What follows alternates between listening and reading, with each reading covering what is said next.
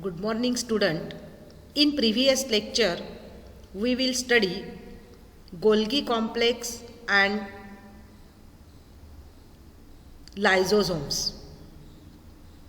Today, we will learn about the next component of endomembrane system, that is vacuoles. Vacuoles are membrane-bound sacs prominently found in plant cells. Vacuoles are membrane-bound sacs prominently found in plant cells. Prominently means what? With an important role. प्रमुखता से या फिर important role. तो vacuoles जो है तो एक membrane bound sacs है कि जो plant cells में present रहता है. Generally animal cells में वो absent रहते हैं. Generally there are 2 or 3 permanent vacuoles in plant cells. देखो 2 या फिर 3 permanent vacuoles जो है तो वो vacuoles plant cell में होते हैं. In animal cells whenever present they are few in number and smaller size. देखो animal cells में जो है तो ये vacuoles जो है तो whenever present जो उसमें प्रेजेंट रहेंगे तो they are few in number and smaller in size. In some large plant cells a single large vacuole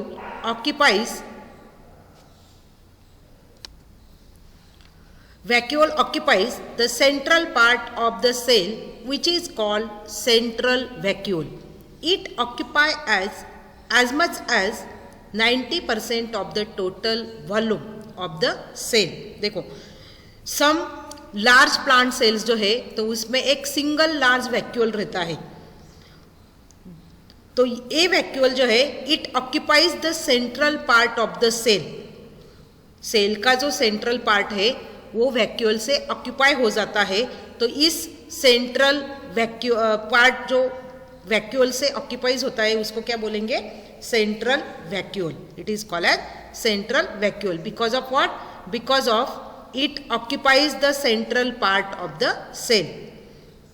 It occupies as much as 90% of the total volume of the cell.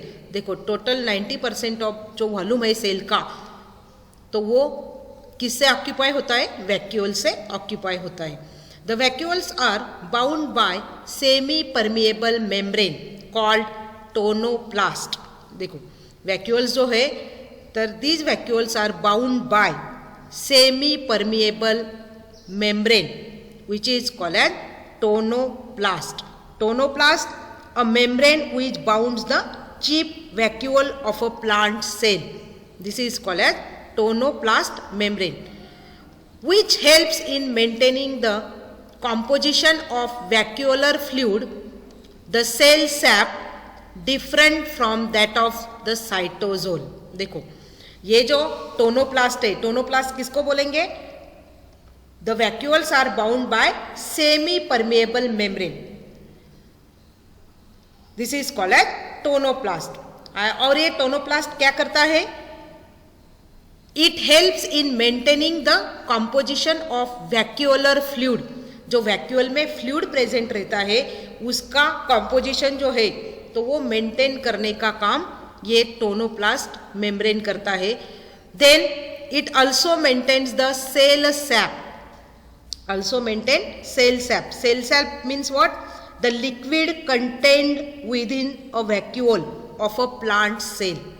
मतलब plant cell में जो liquid present रहता है, plant cell के अंदर जो liquid present रहता है उसको क्या बोलेंगे? Cell sap. Cell sap means the liquid contained within a vacuole of a plant cell. मतलब वैक्यूल के अंदर प्लांट सेल में जो वैक्यूल है तो उसके अंदर जो लिक्विड प्रेजेंट रहता है उसको क्या बोलेंगे? Cell sap. Different from that of the cytosol. वो किससे डिफरेंट होता है? साइटोजोल यानी साइटोप्लाज्मिक मैट्रिक्स जो है या ग्राउंड सब्सटेंस जो है तो उससे वो थोड़ा अलग होता है. Composition of cell sap differs in different types of cells. देखो जो कंपोजिशन है सेल सैप का it can be differs in different types of cells, वो अलग अलग सेल में अलग अलग सेल सैप जो है तो वो अलग अलग होता है. The cell sap of central vacuole is a store house of various ions. देखो सेंट्रल वैक्यूल जो है, जो लार्ज प्लांट सेल में रहता है, तो जो सेंट्रल वैक्यूल है तो उसमें जो सेल सैप है it is a store house of various ions and दस इज हाइपरटोनिक टू साइटोसोल. देखो ये जो वैक्यूल, सेंट्रल वैक्यूल में जो सेल सैप रहता है वो क्या काम करता है, stover house of various ions. Ions जो है वो आयंस उसमें स्टोर किए जाते हैं and thus it is hypertonic to cytosol. Hyper means ज़्यादा, तो हाइपरटोनिक टू साइटोसोल मतलब साइटोप्लाज्मिक मैट्रिक्स जो है या फिर ग्राउंड सब्सटेंस उसमें जो है तो उससे इस सेल सैप का जो सेल सैप का सॉल्यूशन जो है या सेल सैप जो है तो वो सेल सैप हाइपरटोनिक रहता है. Small vacuoles in seeds of certain plants store organic materials like proteins. देखो जो स्मॉल वैक्यूल्स रहते हैं सीड्स में, तो सर्टेन प्लांट्स के जो सीड्स है तो उसमें जो स्मॉल वैक्यूल्स रहते हैं वो क्या स्टोर करते हैं, it can store organic materials like proteins. Vacuoles store excretory products of even compounds that are harmful और unpalatable to herbivores thereby protecting the plants. देखो कुछ वैक्यूल्स क्या स्टोर करते हैं, एक्सिटरी प्रोडक्ट्स. एक्सिटरी प्रोडक्ट्स यानी waste products, तो ये waste products वो स्टोर करते हैं. और even compounds that are harmful, जो हार्मफुल कंपाउंड्स है जिससे प्लांट्स जो है वो प्लांट्स को कुछ डैमेजिंग होता है, तो उस हार्मफुल कंपाउंड्स जो है तो वो भी वैक्यूल्स में स्टोर होते हैं. और unpalatable to herbivores. Unpalatable, unpalatable means not pleasant to taste. स्वादिष्ट जो है तो वो स्वादिष्ट नहीं रहता है, ऐसा जो है वो unpalatable to herbivores. Herbivores means an animal that feeds on plants. जो प्लांट्स फीड करते हैं उसको बोलते हैं हर्बीवोर्स यानी शाकाहारी, यानी शाकाहारी हम बोलते हैं. तो वो जो प्लांट्स जो है तो वो अनपैलेटेबल टू हर्बीवोर्स, वो अनपैलेटेबल जो प्लांट्स का पार्ट्स है तो उसको स्टोर करने का काम जो है ये वैक्यूल करते हैं. Thereby protecting the plants, तो उससे प्लांट्स को प्रोटेक्शन मिलता है. उससे क्या होता है, प्लांट्स को प्रोटेक्शन मिलता है.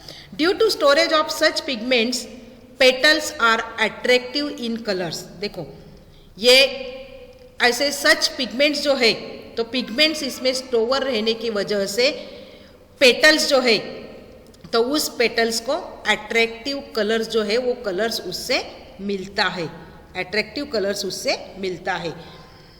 इधर हम वैक्यूल्स का फिगर देखेंगे. देखो इधर वैक्यूल दिया है, सेंट्रल वैक्यूल किसको बोलेंगे ये फिगर में हमको दिख रहा है. This is the plant cell. See in this figure, this is the figure of plant cell and in this plant cell a large central vacuole is occupied, a large vacuole which is occupied the central part of the cell. ये जो है ये central part है, इसीलिए इसको क्या बोलेंगे, central vacuole इसको बोलेंगे. In plants tonoplast facilitates the transport of ions and other materials against concentration gradients into the vacuole. Hence, their concentration is higher in vacuole than in the cytoplasm. देखो हमने अभी पिछली स्लाइड में देखा कि tonoplast जो है ये क्या करता है, it facilitates the transport of ions and other materials. मतलब वो क्या फंक्शन करता है, उसका फंक्शन क्या है फिर लेयर का, टोनोप्लास्ट लेयर का, तो transport of ions and other materials against concentration gradients into the vacuole, मतलब जो हायर टू लोअर या फिर लोअर टू हायर, ये कॉन्सेंट्रेशन ग्रेडियंट के अनुसार जो ट्रांसपोर्ट होता है आयंस एंड अदर मटेरियल्स का, तो ये वैक्यूल में होता है. Hence their concentration is higher in vacuole than in the cytoplasm. इसीलिए वैक्यूल में जो कॉन्सेंट्रेशन है वो कैसा रहता है, हायर रहता है एज कंपेयर टू साइटोप्लाज्म. मतलब ये जो है ये साइटोप्लाज्म है, तो इसमें जो कॉन्सेंट्रेशन ग्रेडियंट है वो लोअर रहता है और वैक्यूल का जो कॉन्सेंट्रेशन ग्रेडियंट है वो हायर रहता है, क्योंकि ions are stored. In amoeba the contractile vacuole helps for excretion. देखो अमीबा जैसे जो है vacuoles stores excretory products or even compounds that are harmful or unpalatable to herbivores, thereby protecting the plants. तो protection उसमें मिलता है. तो देखो इधर एक्सक्रीशन का काम उसमें होता है. अमीबा जो है तो अमीबा में कॉन्ट्रैक्टाइल वैक्यूल प्रेजेंट रहते हैं और उस कॉन्ट्रैक्टाइल वैक्यूल से क्या मदद मिलती है उसको, it can helps for excretion. जो हार्मफुल मटेरियल या फिर वेस्ट प्रोडक्ट जो है वो बॉडी के बाहर निकालने के लिए ये वैक्यूल जो है ये अमीबा में ये वैक्यूल मदद करता है या उसकी मदद उसको होती है. इनटेक ऑफ फूड और foraging particles by phagocytosis involves formation of food vacuole. देखो अमीबा में इधर देखो, this is in this figure, this is the amoeba, and in this amoeba intake of food or foraging particles by phagocytosis method. phagocytosis method द्वारा जो foraging particles हो या फिर food material हो, तो ये phagocytosis process द्वारा ये बॉडी के अंदर आता है. involves formation of food vacuole. देखो इधर food vacuole फॉर्म हुआ है, ये जो है ये food vacuole है. तो ये फैगोसाइटोसिस प्रोसेस जो है तो उसके द्वारा फूड वैक्यूल का फॉर्मेशन होता है. In fresh water unicellular forms like paramecium. देखो इधर पैरामेशियम है, सेकंड फिगर में देखो इधर पैरामेशियम है. ये जो है मैंने जहाँ एरो रखा है ये क्या है, कॉन्ट्रैक्टाइल वैक्यूल है. देखो ये जो है ये कॉन्ट्रैक्टाइल वैक्यूल है. Excretion and osmoregulation takes place by contractile vacuoles.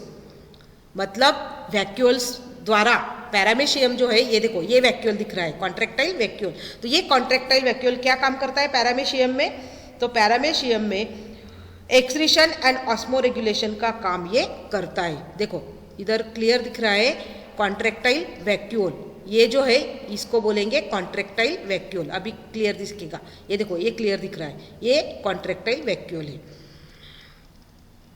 Vacuoles maintain turgidity of the cell. देखो वैक्यूल जो है वो क्या मेंटेन करता है, टर्जिडिटी ऑफ द सेल.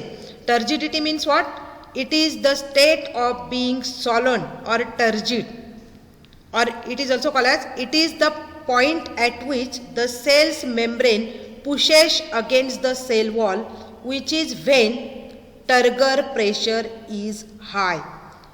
तो ये जो है तो इसको बोलेंगे turgidity, means it is the state of being swollen, तो इसको बोलेंगे टर्जिडिटी. तो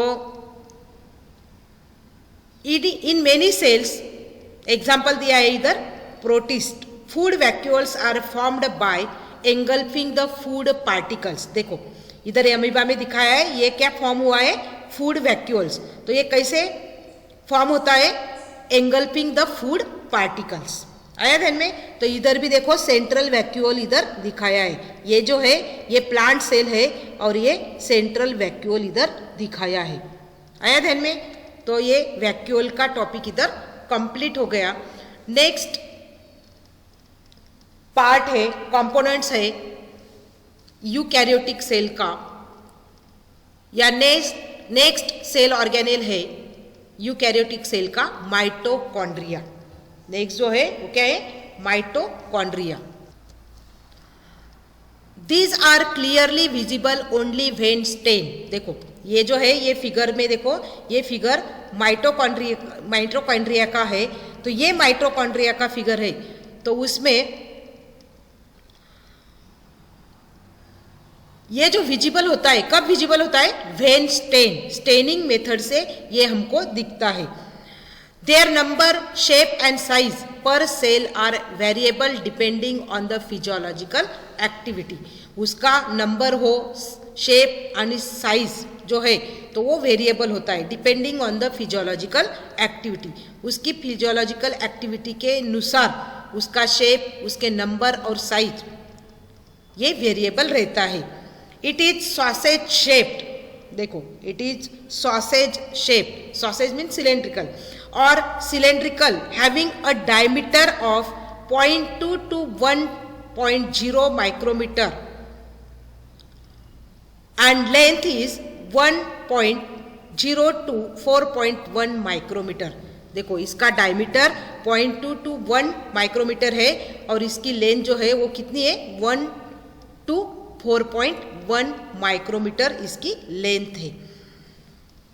देखो इधर ये माइटोकॉन्ड्रिया का फिगर हमको दिख रहा है इधर। Then the two membranes have their own specific enzymes associated with the mitochondrial function। ये देखो ये फिगर दिख रहा है, ये फिगर में दो मेम्ब्रेन है, आउटर मेम्ब्रेन और inner membrane. This is called as inner membrane, ये मेम्ब्रेन को बोलेंगे इनर मेम्ब्रेन और this is called as outer membrane. Outer most layer जो है तो उसको आउटर मेम्ब्रेन बोलेंगे, उसके अंदर का जो लेयर है उसको बोलेंगे inner membrane. Matrix possesses a circular DNA, a few RNA molecules, ribosomes and components of protein synthesis। इसमें जो है ये इनर मेम्ब्रेन जो है तो इनर मेम्ब्रेन में जो मैट्रिक्स रहता है तो उस मैट्रिक्स में क्या क्या होता है? देखो इधर दिखाया है फिगर में, देखो इधर दिखाया है ये मैट्रिक्स है, तो ये मैट्रिक्स में क्या क्या प्रेजेंट रहता है? सर्कुलर डीएनए, देखो इधर ये डीएनए दिखाया है, तो सर्कुलर डीएनए प्रेजेंट होता है, फ्यू आरएनए मॉलिक्यूल्स उसमें होते हैं और राइबोसोम्स जो है तो ये राइबोसोम्स उसमें होते हैं। देखो ये ग्रीन कलर में दिख रहे हैं इधर, ये राइबोसोम्स है, तो ये राइबोसोम्स इसमें प्रेजेंट रहते हैं। And all this help and components for protein synthesis. Protein synthesis में मेथड में जो प्रोसेस में जो काम आने वाले कंपोनेंट्स है तो वो उसमें उस मैट्रिक्स में प्रेजेंट रहते हैं। The mitochondria divide by fission, division उसका फिजन द्वारा होता है। फंक्शन क्या है माइटोकॉन्ड्रिया का? Mitochondria are the sites of aerobic respiration. देखो एरोबिक रेस्पिरेशन के लिए माइटोकॉन्ड्रिया जो है तो it can be site of aerobic respiration. They produce energy in the form of ATP, that means adenosine triphosphate, so they are called power houses of the cell. देखो ATP के form में energy form होती है, इसीलिए उसको क्या बोलेंगे? Power houses of the cell. Mitochondria को power house of the cell उसको बोलते हैं। अभी देखो माइटोकॉन्ड्रिया सिंगुलर उसको क्या बोलेंगे? माइटोकॉन्ड्रियन बोलेंगे। These are important cell organelles involve in aerobic respiration, involved in aerobic respiration. Mitochondria are absent in prokaryotic cell and red blood corpuscles। देखो माइटोकॉन्ड्रिया जो है ये एक इंपॉर्टेंट सेल ऑर्गेनेल है which can be involved in the aerobic respiration, that means energy can be formed with the help of this mitochondria, and these are absent in prokaryotic cell। Prokaryotic cells, bacterial cells हमने पिछले video में देखा था या फिर पिछले lecture में पढ़ा था, तो उसमें माइटोकॉन्ड्रिया एब्सेंट रहते हैं, बैक्टीरियल सेल हो या प्रोकैरियोटिक सेल हो। And red blood corpuscles, that is RBCs, red blood cells जो है हमारे ब्लड में, ब्लड का एक कॉम्पोनेंट्स है रेड ब्लड सेल्स, तो उसमें एब्सेंट रहते हैं। देयर शेप में बी ओवल और स्पेरिकल और स्पाइरल स्ट्रिप लाइक, उसका शेप जो है वो ओवल होगा या फिर स्पेरिकल या फिर स्पाइरल स्ट्रिप जैसा शेप उसका रहता है। It is a double membrane bound organelle. देखो माइटोकॉन्ड्रिया जो है वो कौन सा डबल मेम्ब्रेन बाउंड ऑर्गेनेल है। डबल मतलब आउटर और इनर लेयर मेम्ब्रेन इधर प्रेजेंट रहते हैं। Outer membrane is permeable to various metabolites due to presence of a protein porin और पार्सन्स पार्टिकल्स। देखो आउटर मेम्ब्रेन जो है तो it is permeable to various metabolites. Metabolites means what?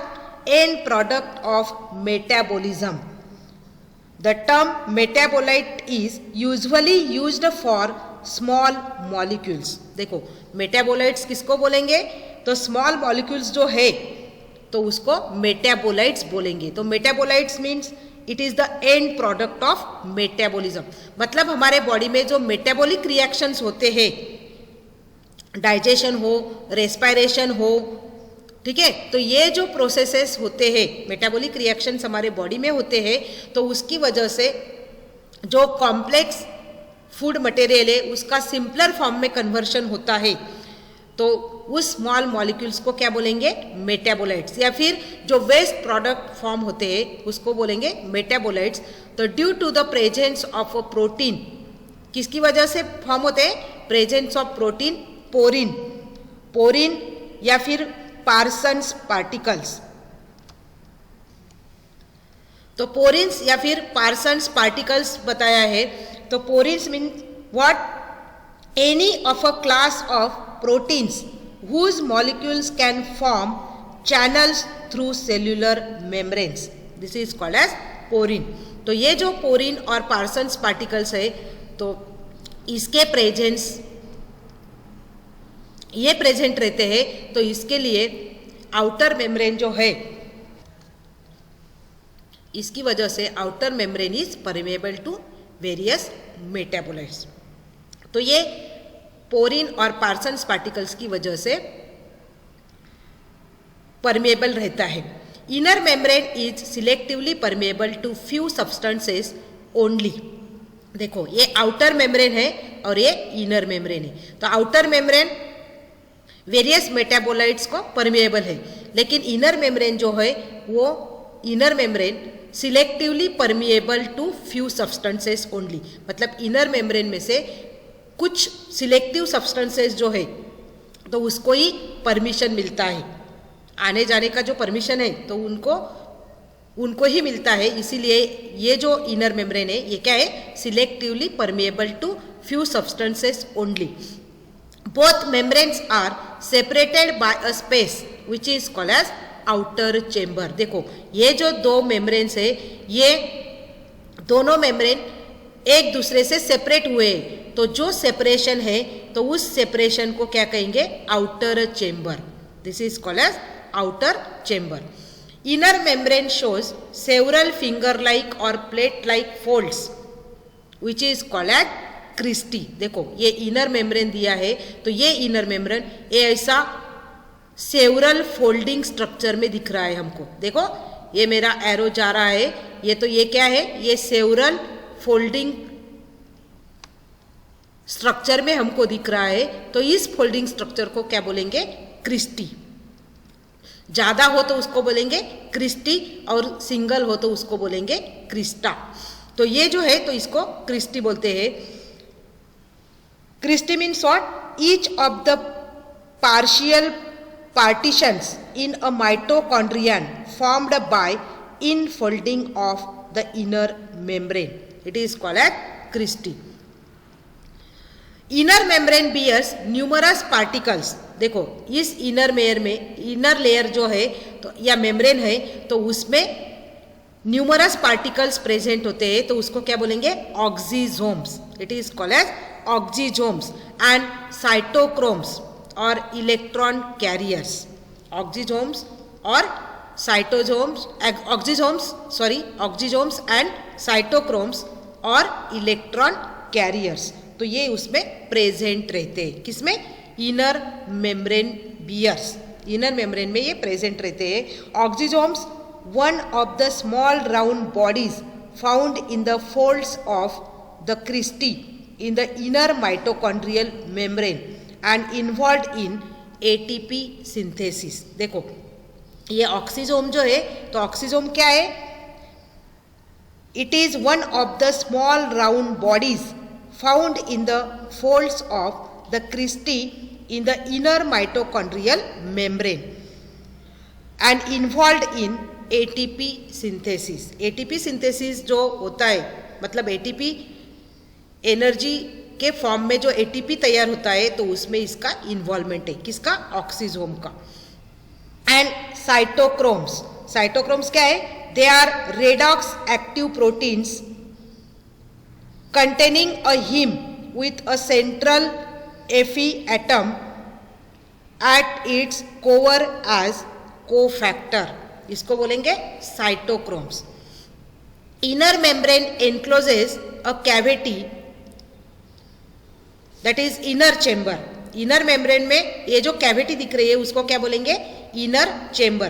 Containing a fluid which is called as matrix. देखो ये inner membrane है, तो ये इनर मेम्ब्रेन में जो फ्लूइड प्रेजेंट रहता है उसको बोलेंगे मैट्रिक्स। और matrix contains few coils of circular DNA. देखो ये जो फ्यू कॉइल्स है, इधर भी दिख रहे हैं, इधर भी है और इधर भी है, तो ये फ्यू कॉइल्स जो है सर्कुलर डीएनए के, ये इसमें प्रेजेंट रहते हैं मैट्रिक्स में।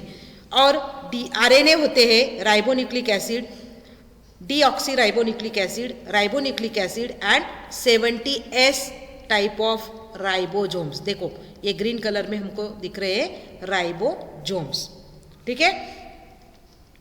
Then lipids and various enzymes of Krebs cycle and other pathways. देखो लिपिड्स भी रहते हैं, वेरियस एंजाइम्स भी रहते हैं of Krebs cycle and other pathways, तो ये सब ये मैट्रिक्स में प्रेजेंट रहते हैं।